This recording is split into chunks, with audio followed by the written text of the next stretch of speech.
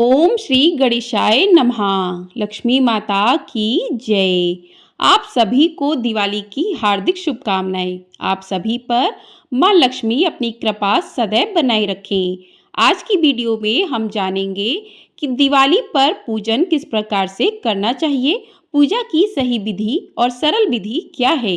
तो आप सभी लोग हमारे साथ जुड़े रहिएगा और वीडियो को पूरा जरूर देखिएगा।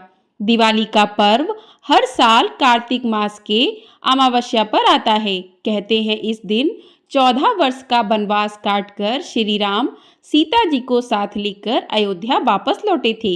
इसी खुशी में दिवाली का पर्व मनाया जाता है।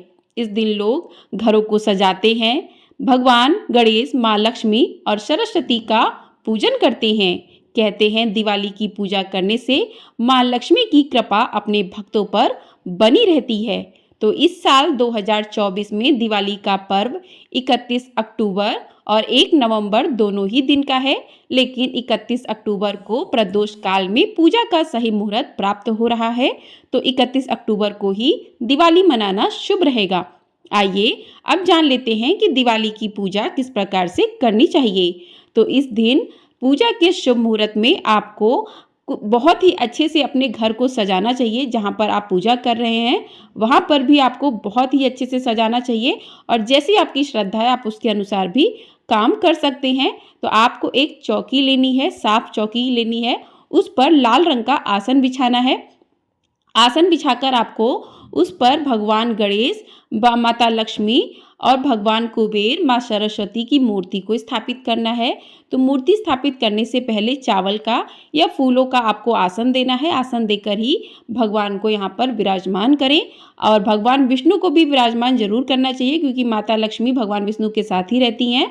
तो माता लक्ष्मी को आप सुपारी, विष्णु भगवान की फोटो नहीं तो सुपारी के तौर पर भी आप भगवान विष्णु को वहाँ पर विराजमान कर सकते हैं। आप कोई कैलेंडर लगा सकते हैं। आप मिट्टी की कोई मूर्ति लाए हैं, अगर आप मिट्टी की मूर्ति का पूजन करते हैं तो वो आपको हर साल नहीं खरीदनी चाहिए।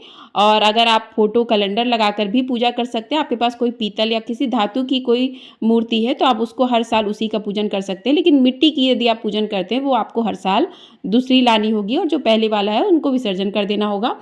तो इस प्रकार से जो भी आपके पास भगवान की मूर्ति है उसको चावलों का या फूलों का आसन देकर आपको पाटे पर स्थापित करना होगा। उसके साथ ही आपको कलश की स्थापना करनी होगी।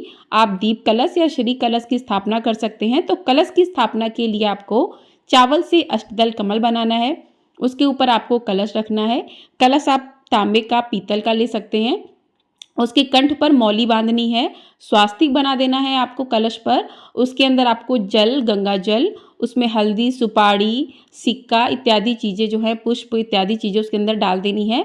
और उसके ऊपर आपको एक पूर्ण पात्र रख कर उस पर थोड़े से चावल रख कर उस पर आप कलश स्थापित कर सकते हैं, या फिर आप दीप स्थापित कर सकते हैं। आपके यहाँ जैसी परंपरा है आप वैसा ही करिए, परंपरा नहीं बदलनी चाहिए। सबके यहाँ अलग अलग पूजन होता है।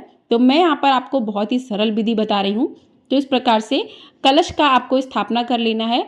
और कलश की स्थापना के बाद आपको, अगर नारियल आप रख रहे हैं तो नारियल का जो मुख है, अगर आप सीधा कलश रख रहे हैं तो ऊपर की ओर होना चाहिए, और अगर लिटाकर रख रहे हैं तो आपकी तरफ होना चाहिए। इस बात का आपको विशेष रूप से ध्यान रखना है।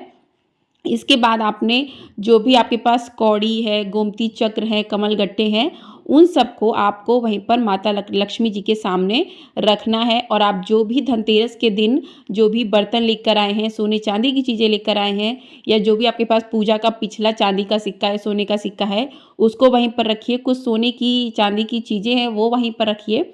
तो इस प्रकार से सारी चीज़ें रखने के बाद पूजन आपको शुरू करना होगा। तो उसके लिए सबसे पहले आप भाव स्वरूप स्नान करवाइए सभी भगवान को, भगवान गणेश, माता लक्ष्मी को, और विष्णु भगवान को, माँ सरस्वती को, कुबेर जी को। जिस प्रकार से स्नान करवाने के बाद आपको सबको तिलक करना है। आप रोली से सबको तिलक कीजिए। माता लक्ष्मी को सिंदूर से भी तिलक कर सकते हैं। रोली से सबको तिलक कीजिए, अक्षत चढ़ाइए। खील बतासे इस दिन होते हैं जो, तो खील बतासे आप लाएं तो खील भी आप जो है लगा सकते हैं। आप अक्षत लगाइए भगवान के सभी के माथे पर, कुमकुम से तिलक कीजिए। उसके बाद आपको वस्त्र, आप जो भी लेकर आए हैं तो आपको वस्त्र पहनाना है। अगर आप वस्त्र लेकर नहीं आए हैं तो जो है आप कलावा से जो है वस्त्र पहना सकते हैं। तो कलावा से सभी को वस्त्र पहना दीजिए। भगवान गणेश को आप दुर्वा अर्पित कर दीजिए। तो सभी को वस्त्र इस प्रकार से पहनाने के बाद आपको पुष्प अर्पित करने, तो आपको इस दिन कमल का पुष्प अगर मिल जाए तो बहुत ही ज़्यादा शुभ है, क्योंकि माँ लक्ष्मी को कमल का पुष्प अति प्रिय होता है। तो कमल का पुष्प माता लक्ष्मी को अर्पित करें। भगवान गणेश को पीले रंग के पुष्प अर्पित करें। तो अगर पुष्पों की माला मिल जाती है तो आप माला अर्पित कर सकते हैं। तो इस प्रकार से पुष्पों की माला अर्पित कीजिए और तिलक लगाइए, अक्षत चढ़ाइए और इस प्रकार से। और उसके बाद आपको क्या करना है, दीपक प्रज्वलित करना है। तो एक दीपक आपको, अखंड दीपक कहते हैं कि पूरी रात जलता रहता है, वो करना है। उसके बाद 5, 7, 11 दिए जो हैं पाटे पर लगाते हैं लोग, घी के दिए। तो सारे दिए आपको, सारे दियों का आपको पूजन करना है। तो पाटे पर सारे दिए 7, 5 जो भी आपने जलाए हैं उन पर आपको रोली लगानी है, अक्षत चढ़ाने हैं, खील बतासे चढ़ाने हैं। तो इस प्रकार से सारे दियों का आपको पूजन करना है इस दिन। और पूजन करने के साथ माता लक्ष्मी को आप भोग लगाइए। जो भी भोग प्रसाद आपने बनाया है, घर में बनाए आप बाहर से लेकर आए हैं। और फल जो है 5 फल आप चढ़ा सकते हैं, मेवा चढ़ा सकते हैं। आप अलग से भी सूखा नारियल माता को चढ़ा सकते हैं। तो इस प्रकार से, और सुहा की सामग्री आप चढ़ाना चाहें तो वो भी चढ़ा सकते हैं। जैसी आपकी श्रद्धा है वैसा कर सकते हैं। और उसके बाद सप्त अनाज जो है वो पूजा में ज़रूर रखने चाहिए। कहते हैं इससे धन धान्य भरे रहते हैं। तो सप्त अनाज में आप चना है, गेहूँ है, चावल है, जो भी साबुत अनाज होते हैं, 7 तरीके के अनाज ले लीजिए। और धनिया जो आप लेकर आए हैं उस धनिया को भी रखिए पूजा में। और जो भी आप धनतेरस पे चीज़ें लाएँ सारी चीज़ों की पूजन कीजिए। और इस दिन आप झाड़ू का भी पूजन कर सकते हैं। यदि आपने धनतेरस वाले दिन नहीं किया है तो आप आज कर सकते हैं। इस प्रकार से पूजन करने के पूजन सभी चीज़ों का, जो भी आपने कौड़ी वगैरह रखी उन सभी का आपको पूजन करना है, सभी को तिलक इत्यादि जो है लगाना है। इस प्रकार से आपको पूजन करना है पूरे विधि विधान से। और उसके बाद आपको दिवाली की कथा सुननी चाहिए। कथा सुनने के बाद आप आरती कर सकते हैं।